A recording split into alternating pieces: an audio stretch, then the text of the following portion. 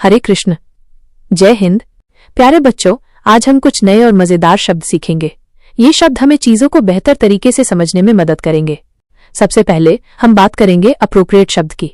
इसका मतलब होता है उपयुक्त या समुचित। जब कोई चीज बिल्कुल सही होती है या किसी सिचुएशन के लिए एकदम फिट होती है तो उसे हम अप्रोप्रिएट कहते हैं।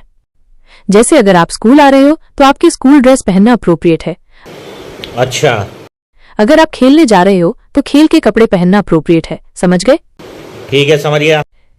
अब हम देखेंगे कि अप्रोप्रिएट जैसे और कौन से शब्द हैं जो उसका सिनोनिम्स समानार्थी शब्द कहलाते हैं।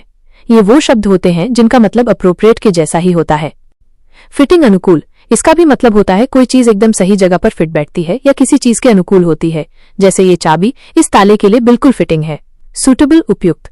सूटेबल का मतलब भी होता है जो चीज किसी काम के लिए या किसी स्थिति के लिए बिल्कुल ठीक हो। जैसे यह किताब छोटे बच्चों के लिए सूटेबल है।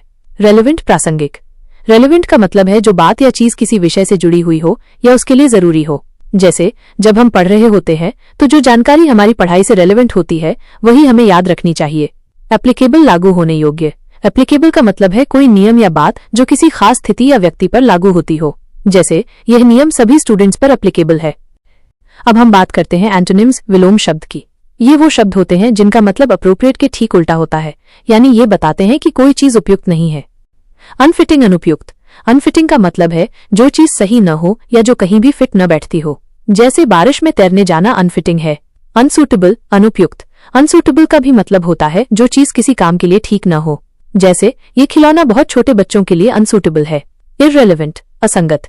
इररेलेवेंट का मतलब है जो बात या चीज किसी विषय से जुड़ी हुई न हो या उसके लिए जरूरी न हो। जैसे जब हम गणित पढ़ रहे हों और कोई क्रिकेट की बात करे तो वो बात इररेलेवेंट होगी।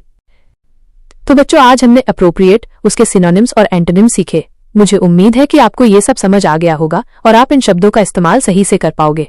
हरे कृष्ण, जय हिंद।